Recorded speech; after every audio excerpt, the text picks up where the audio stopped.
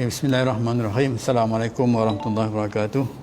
Alhamdulillahirabbil alamin wassalatu wassalamu ala asyrafil anbiya wal mursalin wa ala alihi wa sahbihi ajma'in. Rabbi shrah li sadri wa yassir li amri wahlul 'uqdatam min lisani yafqahu qawli. Subhanaka la ilma lana illa ma 'allamtana innaka antal alimul hakim. Amma ba'd. Alhamdulillah tuan-tuan sedang pendengar yang dirahmati Allah sekalian, kita bertemu lagi dalam tazkirah ringkas pada petang ini. Pada petang ini kita ambil tajuk yang berkaitan dengan surah Al-Kahfi. Surah Al-Kahfi. Saya rujuk daripada kitab Hidayatul Salikin, menceritakan tentang kelebihan apabila kita beramal membaca surah Al-Kahfi. Hadis Nabi SAW menyebut, sabda Nabi SAW, Man qara'a suratul kahfi lailatal jum'ati aw yaumal jum'ati u'tiya nuran min haitsu yaqra'u ila Makkah wa ghufira lahu ila al-jum'atil ukhra wa ziyadati fadli salasati ayyam wa shalla alaihi sab'una alfa malakin hatta yusbiha wa ufiya minad du'i wal dabilati wa zatil jambi wal baras wal juzam wa fitnatil dajjal. Itu hadisnya. Kemudian artinya dalam bahasa Malaysia, barang siapa membaca surah Al-Kahfi pada malam Jumaat atau pada harinya, nescaya diberi akan dia nur daripada tempat membaca akan dia hingga ke negeri Mekah, dan diampuni baginya dosa daripada satu Jumaat yang lain, dan dilebih daripadanya 3 hari, dan mengucap selawat, yakni meminta ampun baginya oleh 70,000 malaikat hingga waktu subuh, dan disembuhkan akan dia dari segala penyakit. Itu maksud hadis yang kita bacakan tadi. Jadi maksudnya kalau kita baca surah Al-Kahfi ni, dia banyak memberi kebaikan kepada kita berdasarkan kepada hadis ini. Jadi kita ulang balik, Jadi seperti mana kita tahu, surah Al-Kahfi ini satu surah dalam Al-Quran, ada 110 ayat, 110 ayat. Cerita yang kita biasa fahamlah daripada Al-Kahfi ini, iaitu cerita tentang Ashabul Kahfi, anak muda, sekumpulan anak muda yang mana mereka ni lari meninggalkan negeri. Maksudnya bukan meninggalkan negeri, lari meninggalkan pemerintah yang zalim. Kerana sekiranya mereka duduk dalam keadaan pemerintah yang zalim itu, maka mereka takut keimanan mereka kepada Allah Subhanahu Wa Taala itu akan digugat oleh pemerintah yang zalim itu.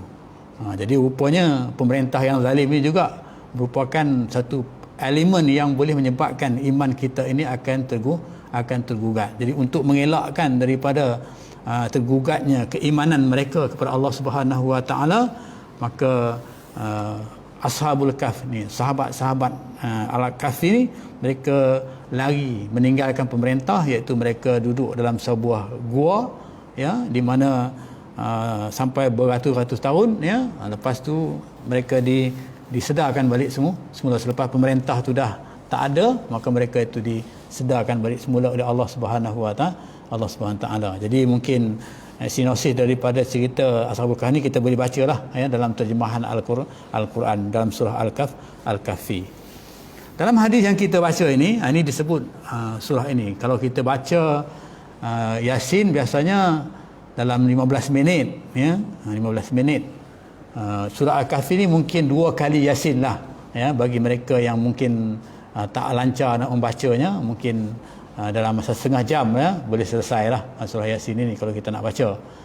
Dan hadis kita tadi menyebutkan bahawa man qara'a suratul kahfi lailatul jumaat, siapa yang baca surah Al-Kahfi ni pada malam Jumaat, au yaumil Jumaat, ataupun pada hari Jumaat, ya, pada hari Jumaat.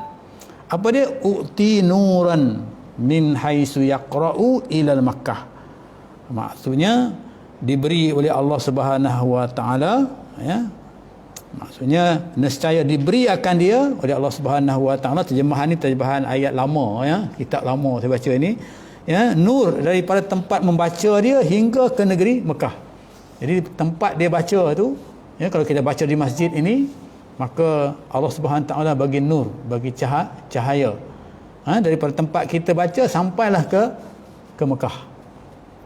Itu nur, ya. Maknanya kalau kita kata istilah nur ini banyak, ya, dia sebut nur ni tentulah benda yang baik, ilmu nurun kita kata, ilmu tu cahaya. Mana ilmu tu banyak kebaikan dia, memberi cahaya, ataupun istilahnya nurun ni petunjuk, ya, ataupun hidayah oleh Allah Subhanahu wa taala, ataupun penyuluh, kan, atau nur, kan.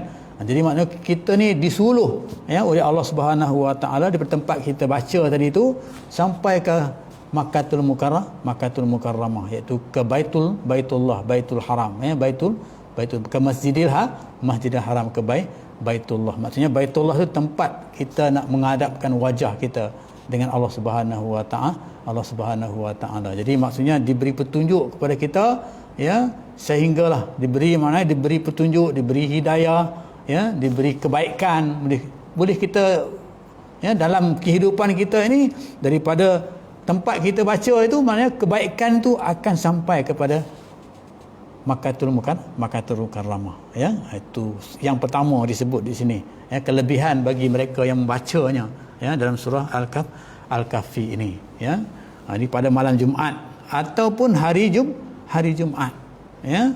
Yaumul Jumaat u'tiya nurun min haitsu yaqra'u ilal Makkah, ya, maksudnya pada hari Jumaat kalau kita baca, kan. Itu kelebihan dia lah, ya, yang pertama yang kita nampak di sini, ya, kelebihan dia yang pertama yang kita nampak, ya. Jadi kita kadang-kadang kita dalam malam Jumaat kita duk baca Yasin, amalan kita lah kita baca Yasin, kan. Mungkin amalan daripada ulama-ulama yang dulu agaknya surah yang agak pendek, ya, yang mudah kita baca, ya, iaitu surah Yasin, maka dibaca Yasin, ya. Ada hadis yang lain mengatakan malam Jumaat tu boleh kita bacalah apa surah pun, ya, namanya baca Al-Quran ni tak kiralah surah apa pun, ya, surah yang pendek, ataupun kita baca surah kita katakan surah Qul huwallahu ahad pun boleh, ya. Sebenarnya kita, Qul huwallahu ahad pun boleh kita baca, kan. Jadi apa-apa surah lah, tapi biasa diamalkan oleh ulama-ulama tu maksudnya surah Yasin. Dan sampailah hari ini kita duk baca surah Yasin. Dan kalau pada malam Jumaat tak baca Yasin, rasanya macam tak sempurna Jumaat itu, malam Jumaat itu, ya. Sampai begitu sekali amalan yang kita lakukan, ya, daripada dulu, kita pun daripada kecil-kecil lagi, kan, duk kenal itu je. Rupanya bila kita baca hadis ini, rupanya bukan malam Jumaat tu baca Yasin sahaja, ya, seperti yang diamalkan, tapi kita dituntut oleh hadis Nabi SAW supaya baca surah Al-Kahfi, ya. Jadi mungkin selepas ini, ya, kalau kita ada kesempatan, maksudnya, ya, zaman Covid ini, ya, kesempatan ni, maka kita ambil lah masa sikit, ya, untuk kita baca surah Al-Kahfi ini, kerana fadilatnya banyak, kelebihannya tu banyak. Satu daripada yang tadi itu, iaitu kita mendapat petunjuk dan hidayah, ya, daripada mana, ya, daripada diberi cahaya, daripada kita baca, sebab kita baca sampailah ke Baitullah, ya. Begitu sekali. Kemudian disambungkan lagi, dia kata wa ghufira lahu ilal jum'atil ukhra, kemudian diberi keampunan kepada kita, ya, bila kita baca itu maknanya diampunkan dosa kita daripada Jumaat yang kita baca ni sampailah kepada Jumaat yang lagi satu, yang kedua, ya. Kita dibagi, mana kata diampunkan, ghufira lahu, diampunkan bagi mereka yang baca itu, ya, daripada Jumaat yang kita baca ni, malam Jumaat kita baca ni sampailah kepada hari Jumaat yang berikutnya, ya. Kemudian wa ziyaratan fadli salas ayam, mungkin ditambahkan lagi 3 hari selepas itu, ya, ditambah lagi 3 hari selepas itu. Maksudnya ruang, ya, untuk kita nak mendapat pahala tu maksudnya bukan hanya setakat kita baca pada malam tu saja, bahkan pahala itu diteruskan ya sampai kepada hari Jumaat yang akan datang. Jadi pahala di sini maksudnya mungkin kita katakan pahala mungkin dari segi yang disebutkan tadi, iaitu diberi petunjuk kepada kita dengan surah yang kita baca tadi ya, surah Al-Kahfi yang kita baca ini, surah itu membimbing kita supaya kita ni sentiasa dalam keadaan dekatkan diri kita dengan Allah Subhanahu Wa Taala, tertolak daripada melakukan perkara-perkara maksiat dalam masa seminggu itu, dalam masa hari Jumaat ni sampai kepada hari Jumaat kan, tertolak daripada perkara-perkara yang boleh mendatangkan maksiat, yang boleh mendatangkan dosa. Bahkan ya kita digalakkan mungkin diberi laluan yang mudah kepada kita untuk kita beramal, melakukan amal ibadat daripada Jumaat yang kita baca itu sampailah kepada Jumaat yang akan datang. Itu yang kedua yang kita nampak yang disebutkan dekat sini, kelebihan dia. Kemudian seterusnya disebutkan lagi kan, wa shalla alaihi sab'una alfa malik. Maksudnya didoakan ya, didoakan oleh 70,000 malaikat. Kita baca tu 70,000 malaikat tu mendoakan. Mungkin kita baca dalam bab percaya kepada malaikat ya, tentang malaikat ni sentiasa mendoakan orang-orang yang melakukan kebaikan ya. Contohnya mendoakan orang-orang yang membuat mengikut pengajian-pengajian ya, gitu kan mereka yang duduk dalam pengajian ini jadi maksudnya malaikat tu mendoakan. Jadi berapa ramai malaikat berdoakan disebut sini, 70,000 malaikat mendoakan ya, mendoakan. Yang ketiga ya, mendoakan. Itu kelebihan yang ketiga ya. Jadi kita ni beruntunglah sebab malaikat mendoakan kita bila kita baca surah Al-Kahfi itu ya. Orang doa kita belum pasti lagi ya, diampunkan oleh Allah Subhanahu Wa Taala kan. Mungkin imam doa di masjid kita katakan ya, belum pasti lagi, tapi kalau dalam hadis menyebut anak mendoakan itu ada disebutkan ya, apabila mati anak Adam putus segala amalannya kecuali 3 perkara, iaitu ilmu yuntafa'u bih, ilmu yang dia manfaatkan ya, kemudian ilmu yuntafa'u bih, lagi satu anak yang soleh mendoakan dia kan. Ini doa anak yang soleh kita katakan kan. Jadi itu antara doa kita katakan yang diterima. Ni malaikat mendoakan. Malaikat ni tidak pernah melakukan dosa ya. Mereka ni sentiasa beribadat kepada Allah Subhanahu Taala. Antara perkara-perkara yang kita baca dalam bab doa dimakbulkan oleh Allah Subhanahu Wa Taala itu ialah doa bagi mereka-mereka yang tidak melakukan dosa kepada Allah Subhanahu Wa Taala. Mana mungkin dia buat dosa, dia minum arak tapi dia berdoa, mana mungkin doanya itu diterima. Tapi di sini malaikat yang mendoakan. Dan jumlah malaikat yang berdoa itu ialah 70,000 malaikat. Masya-Allah, banyak. Kan? Jadi itu kelebihan yang kita katakan yang ketiga, kan? Maksudnya kelebihan apabila kita membaca surah Al-Kahfi ini. Maksudnya kelebihannya sangat banyak ya. Cuma kita ambil masa dalam masa setengah jam saja untuk bacanya ya, tak lama, setengah jam je kita baca ya. Daripada kita kadang-kadang menonton TV lebih daripada setengah jam ya, mungkin 1 jam tengok bola hari ni kan, hero kan, kita tengok bola kan, tengah malam tak tidur kita katakan kan.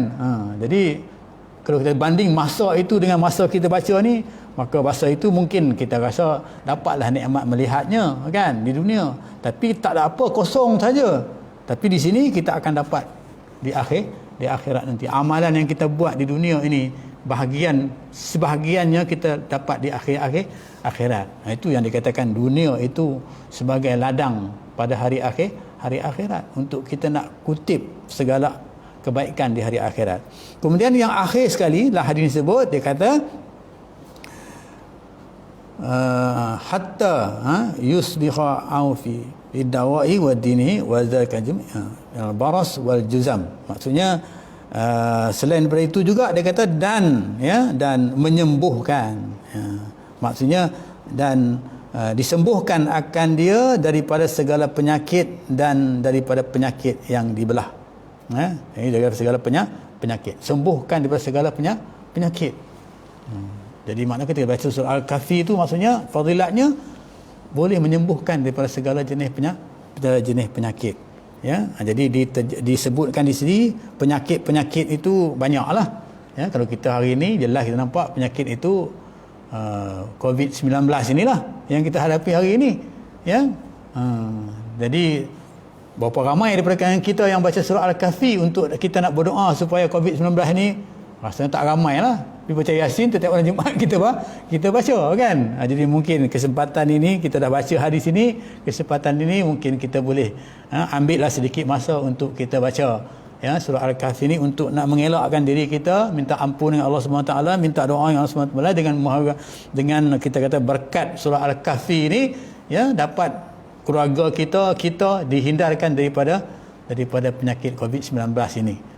Ya, kerana kampung kita pun seperti mana kita tahu hari ini dah ada jangkitan dah. Takut kita nak bergerak kan. Jangkitan dah katanya saudara Jumawi kan, Jumawi di Aceh Tengah dalam keadaan yang agak kita kata kritikal juga katanya pihak surau di Aceh Tengah pada malam ni untuk nak baca Yasin kan. Kita katakan ke situ kan. Jadi kita takutlah. Jadi nak berdoa kepada Allah Subhanahu Wa Taala kan. Juga kampung kita dengan cerita biarlah saya war-warkan dalam kuliah ni supaya orang tahu kan. Supaya orang tahu ni dengan tujuan supaya kita dapat orang kata prevention cegah supaya kita jangan mendekati bukan tak mau mendekati, nak mengelakkan tidak ada hubungan silaturahim, tapi dengan nak mendekati, tak mau mendekati supaya nak menjaga maslahah masyarakat kampung kan.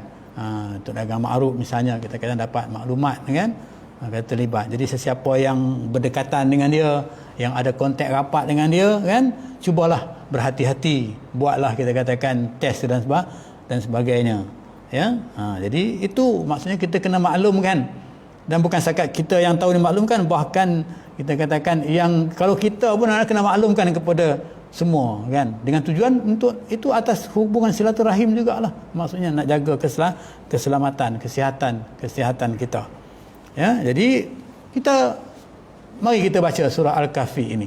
Mudah-mudahan seperti yang disebut dalam hadis ini. Jadi semua jenis penyakit, tapi antaranya yang dihuraikan dalam kitab ini dia katakan penyakit yang dibelah, iaitu penyakit luka yang dalam perut. Kalau kita kan luka dalam perut, penyakit yang operation, kadang-kadang kata orang tu buat operation kan.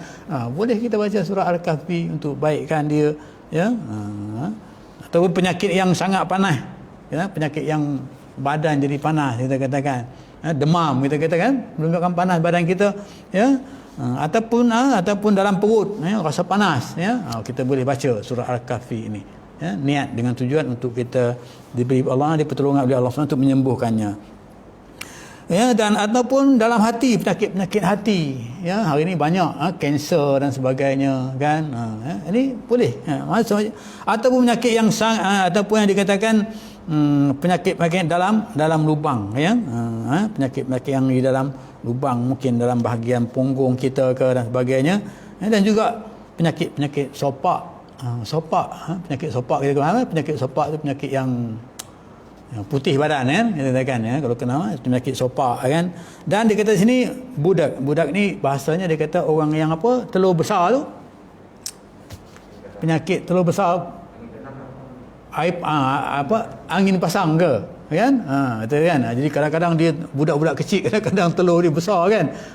Itu maknanya disebut di sini, penyakit disebut dalam kitab ni, penyakit itu boleh kemudian yang akhir sekali dilepaskan daripada fitnah Dajjal. Jadi kita ni kalau ada kadang-kadang mungkin kita dah sihat kita katakan, mungkin kadang-kadang datang fitnah kepada kita. Fitnah Dajjal ni fitnah orang-orang yang jahat lah. Sebab Dajjal ni diistilahkan orang yang jahat. Hari ini kita tak tu. Kadang-kadang orang jahat nak curi duit kita, scam kan kita katakan itu jahat tu maksudnya. kan. Telefon macam tadi kan, kita kata ada kawan saya telefon, dia kata dia bagi nombor sekian-sekian, kalau nombor ni jangan angkat, dia kata kan. Dengan sebab ni ada orang dia yang niat tak baik. Itu boleh dikatakan bahagian-bahagian daripada fitnah dajjal, iaitu fitnah-fitnah yang boleh mendatangkan kerosakan kepada kita, sedangkan kita tak buat apa-apa pun. Ya, kita tak buat apa-apa pun, ya. Tapi kadang-kadang bila kita tak buat apa-apa pun, maknanya duit kita dalam bank pun boleh hilang, dicuri oleh orang, kita katakan, ya, ataupun macam-macam yang berlaku, ya. Mungkin kereta kita ke, tengok dalam info Kampung Rincing, ada kereta hilang dan sebagainya, kan.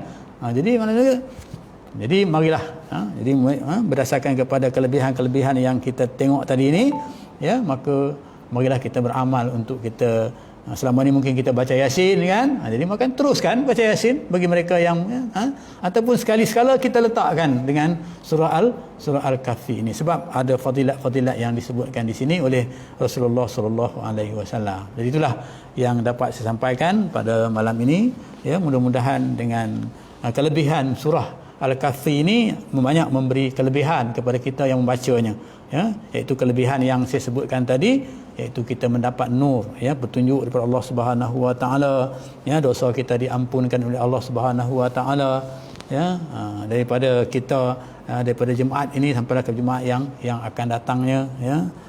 Kemudian kita didoakan oleh malaikat mendoakan kita, ya. Kemudian seterusnya, mungkin kalau kita ada penyakit, ya, sama ada penyakit kita kata biasa ke ataupun penyakit hati, kadang-kadang juga penyakit hati, ya, mungkin orang tu sihat, ya, tapi hatinya sakit, ya. Ada penyakit hati, misalnya fitnah, penyakit sombong, riak dan sebagainya, itu pun, ya, dikatakan penyakit juga. Mudah-mudahan dengan itu dapat kita mengelakkan diri kita daripada yang disebutkan itu, ya. Jadi itulah yang dapat sampaikan pada malam ini. Mudah-mudahan ianya dapat bermanfaat kepada kita dan dapat kita beramal, ya, untuk diri kita dan keluarga kita, insya-Allah. Jadi saya sudahi dengan aku qouli hadza wa astaghfirullahalazim wa billahi taufiq wal hidayah.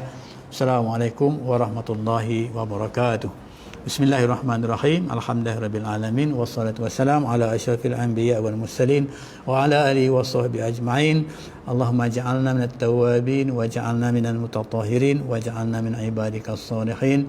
Bismillahir syafi, bismillahil kafi, bismillahil muafi, bismillahilladzi la yadurru ma'a ismihi syai'un fil ardi wala fis sama' wa huwas samiul alim. Allahumma dfa'nal bala wal waba wal ghala wal faksha wal zina wal riba والمهن وسوء الفتن ما ظهر منها وما بطن عن بلدنا هذا خاصة وعن سائر بلاد المسلمين عامة يا رب العالمين. ربنا آتنا في الدنيا حسنة وفي الآخرة حسنة وقنا عذاب النار. وصلى الله على سيدنا محمد النبي وعلى آله وصحبه وسلم والحمد لله رب العالمين. تقبل الله منكم.